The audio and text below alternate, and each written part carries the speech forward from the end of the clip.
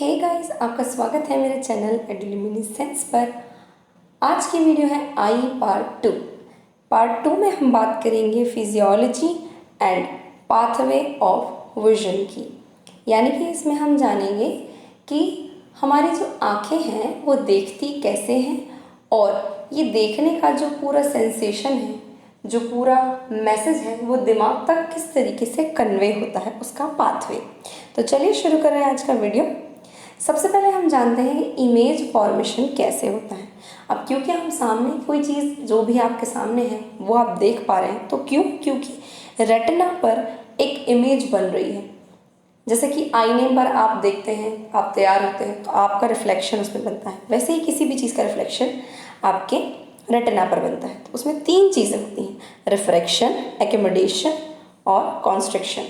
सबसे पहले बात करते हैं रिफ्रैक्शन ऑफ लाइट रेज की। रिफ्रैक्शन क्या होता है? जब भी कोई लाइट रे दो ट्रांसपेरेंट मीडियम में ट्रेवल करती है तो वो अपने पाथ से डिफ्लेक्ट हो जाती है। क्या मतलब? दो ट्रांसपेरेंट मीडियम, जैसे कि हमने ले लिया वाटर एंड एयर। यहाँ पे मैंने उल्टा पुल्टा लिख दिया है, मतलब समझाने के लिए लिखा था, पर आप समझिए ऊपर एयर है, नीचे वाटर है। ओके, ये एक ग्लास ऑफ वाटर है, इसमें क्या है, पानी भरा हुआ है। लाइट रे आई, लेकिन जैसे ही वो पानी में गई तो वो अपने पाथ से डिफ्लेक्ट हो गई। जैसे कि आपने भी कभी देखा होगा, पानी में कोई चीज़ रखी हुई होती है, अगर डूबी हुई तो वो आपको थोड़ी उठी हुई दिखती है। क्यों? क्योंकि वहाँ पर क्या हो रहा है, रिफ्रैक्शन हो रहा है। तो वो जो लाइट का अपने पाथ से डिफ्लेक्शन है उसे हम रिफ्रैक्शन कहते हैं। अब ये रिफ्रैक्शन हमारी आँख में इमेज फॉर्मेशन में क्या मदद करता है? As light rays enter the eye, they are refracted at anterior and posterior surface of the cornea. Both surfaces of lens further refract the light rays. मतलब कि जो लाइट रेज होती है, जब वो आँख में एंटर करती है तो वो कॉर्निया के एंटीरियर एंड पोस्टीरियर सरफेसेस पर रिफ्रैक्ट हो जाती है। क्यों? क्योंकि वो भी ट्रांसपेरेंट मीडियम है वहाँ पर, और लेकिन दोनों अलग अलग हैं, तो रिफ्रैक्शन तो वहाँ होगा ही। दूसरी चीज़, साथ ही साथ आपका लेंस जो है वो भी लाइट को रिफ्रैक्ट कर देता है। तो जिसकी वजह से होता कुछ ऐसा है कि समझिए ये पेड़ है, समझिए ये मेरी आँख है, ये हुआ पहला रिफ्रैक्शन। ठीक, लाइट रिफ्रैक्ट हो गई, सीधी आ रही थी, बेंट हो गई। बेंट होने के बाद अब वो लेंस पर गई, यहाँ पर वो फिर बेंट होगी। तो ये पहला रिफ्रैक्शन और ये दूसरा रिफ्रैक्शन।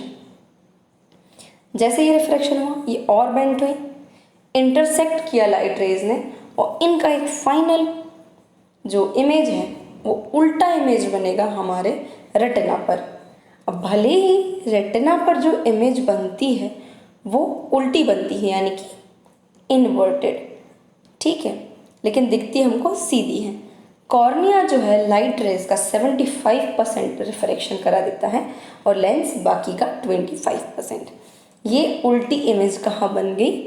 रेटिना पर बन गई, पेड़ की उल्टी इमेज। ठीक, अब होता क्या है कि जैसे कि ऊपर नीचे हुआ, मतलब उल्टा इमेज बना, वैसे ही राइट लेफ्ट का भी होता है। जो लेफ्ट की चीज़ है वो राइट तरफ बनती है इमेज में, और राइट की चीज़ लेफ्ट तरफ में बनती है, लेकिन हमको दिखती सही है। Second, accommodation.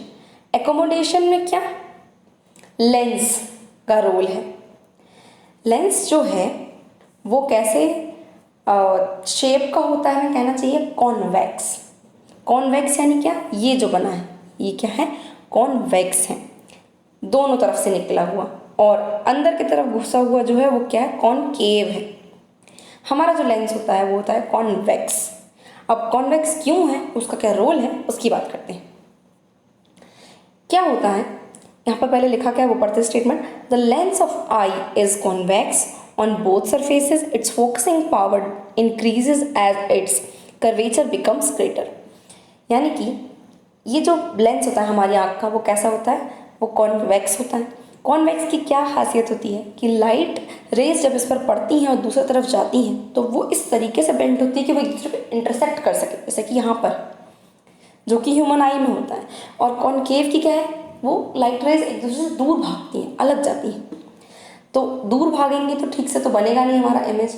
इमेज बनने के लिए ज़रूरी है कि जो हमारा लेंस है वो कॉन्वेक्स हो, ठीक, ताकि वो इंटरसेक्ट करे, इमेज बनाए। अब समझिए, मैं दो केसेस की बात कर रही हूँ कि ये है लेंस दो केसेस में, जब कोई ऑब्जेक्ट बहुत दूर है और जब कोई ऑब्जेक्ट बहुत पास है। जब कोई ऑब्जेक्ट दूर होता है तो जो लेंस है उसका कर्वेचर कम होता है, क्योंकि उसको ज़्यादा फोकस नहीं करना पड़ता है, तो कर्वेचर कम रहेगा जब कोई ऑब्जेक्ट दूर है। और अगर उसकी फोकसिंग पावर बढ़ रही है, यानी कोई चीज़ ज़्यादा पास है, नियर ऑब्जेक्ट है, तो वो उसका कर्वेचर बढ़ जाएगा, जैसे कि नीचे मैंने लिखा है। पैरासिम्पैथिक फाइबर किसके, ओक्यूलोमोटर नर्व के, वो सीलियरी मसल्स में इनर्वेट करते हैं, इसलिए इस चीज़ को रेगुलेट भी कर सकते हैं, किसकी, एकोमोडेशन को रेगुलेट करते हैं ओक्यूलोमोटर नर्व के फाइबर्स।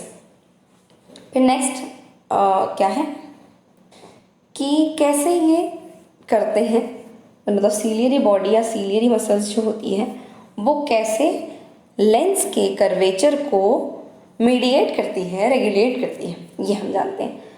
देखिए, सोचिए कि आपके सामने कोई आपके पहचान का बंदा चलता हुआ आ रहा है, वो आपसे काफ़ी दूर है अभी, तो वो पास आता जाएगा, तो फोकसिंग पावर बढ़ेगा ऑब्वियसली। तो वो फोकसिंग पावर जब बढ़ेगा तो आपकी आँख में क्या होगा वो समझिएगा कि जो आपकी ओक्यूलोमोटर नर्व है उससे जो सिग्नल्स निकलेंगे वो सीलियरी मसल्स को कॉन्ट्रैक्ट कराएंगे। सीलियरी मसल्स जब कॉन्ट्रैक्ट होंगी तो सीलियरी प्रोसेसेस जो हैं वो पुल होंगे टुवर्ड्स द लेंस की तरफ वो पुल होंगे, तो लेंस जो है कैसा होगा, उसका कर्वेचर बढ़ेगा, ऑब्वियसली उसका कर्वेचर क्या होगा और बढ़ेगा। जैसे कि मैं यहाँ पर ड्रॉ कर रही हूँ, अभी कम था सोचिए, अब इसका कर्वेचर बढ़ गया।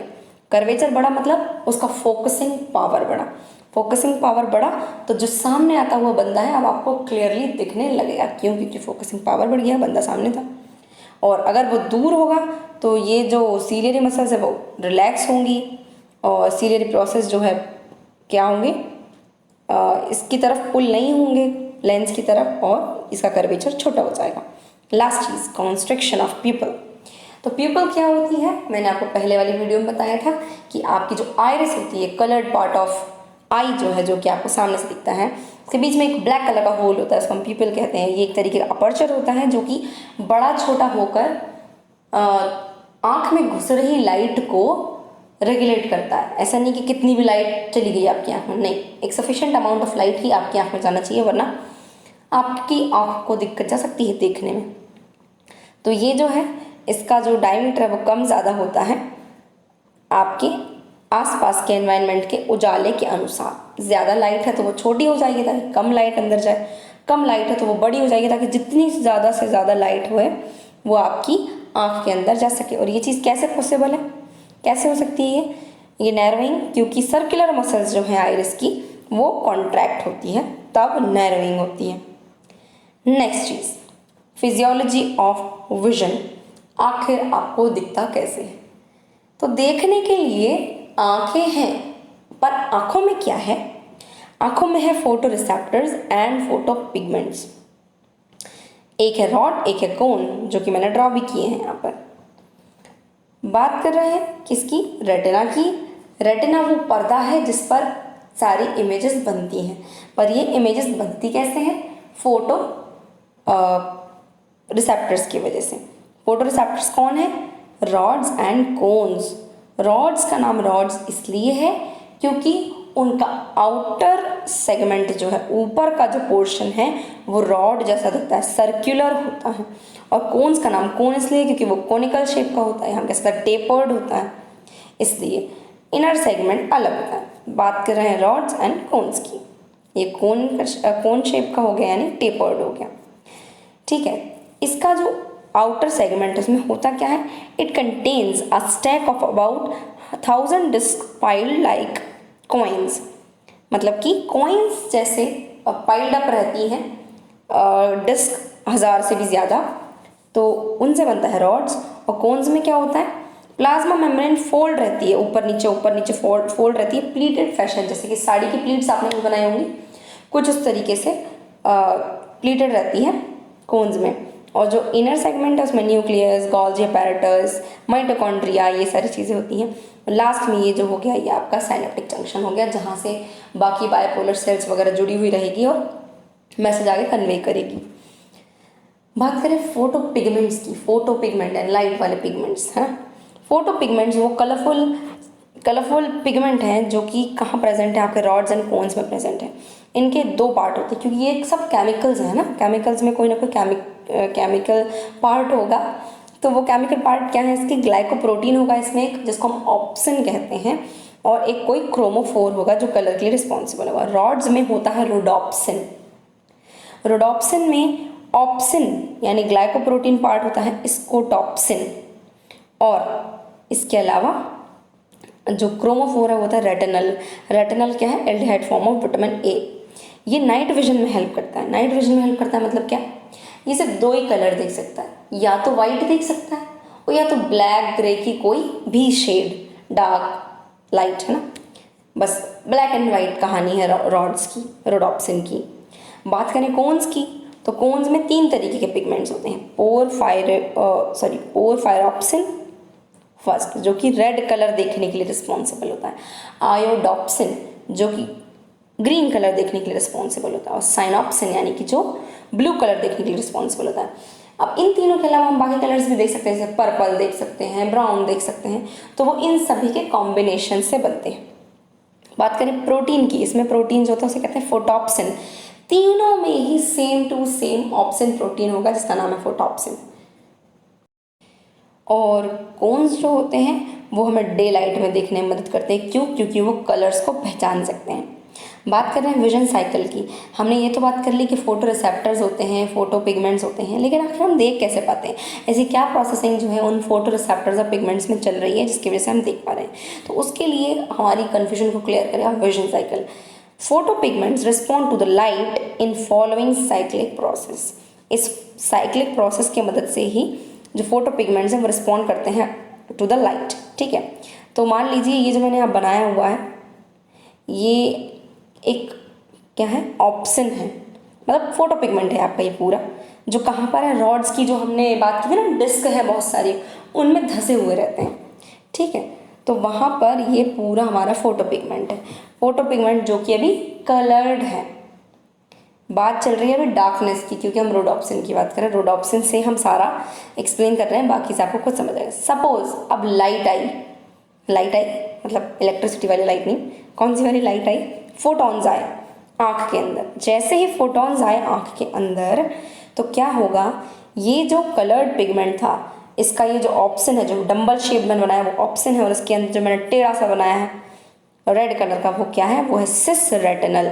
ये सिस रेटिनल फोटॉन्स की एनर्जी पाके तुरंत कन्वर्ट हो जाएगा ट्रांस रेटिनल में।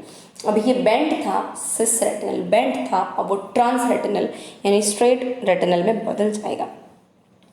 तो अभी तो कुछ नहीं हुआ, सिर्फ क्या हुआ, आइसोमराइजेशन। तो फर्स्ट प्रोसेस है आइसोमराइजेशन ऑफ रेटिनल। किस वजह से हुआ है, क्योंकि लाइट पड़ी, लाइट में एनर्जी थी, फोटॉन्स थे। सेकेंड प्रोसेस होती है trans retinal separates from opsin, यानी जो ट्रांस रेटिनल बना था अब ये सेपरेट हो जाएगा ऑप्सिन पार्ट यानी प्रोटीन पार्ट से। तो अब जैसे ही ये अलग होगा, तो उससे पहले क्या हुआ, यहाँ पे बहुत सारे इंटरमीडिएट बनेंगे। डार्क मतलब जो कलर्ड पिगमेंट था उसमें सिस रेटिनल जो है कन्वर्ट होता है ट्रांस रेटिनल में, यहाँ पर बहुत सारे इंटरमीडिएट्स बनेंगे, और ये इंटरमीडिएट्स जो है पोटेंशियल को प्रोड्यूस कराएंगे यहाँ पर।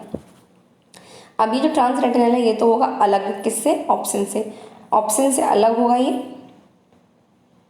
तो क्या होगा, इस वाली कंडीशन को, इस वाले प्रोसेस को हम कहेंगे ब्लीचिंग। ब्लीचिंग क्यों कहेंगे, क्योंकि इसका जो क्रोमोफोर था रेटिनल वो तो अब हो गया अलग, तो इस वजह से जो आपका पिगमेंट था वो हो गया कलरलेस। तो ये जो प्रोसेस है वो क्या है, ब्लीचिंग होगी।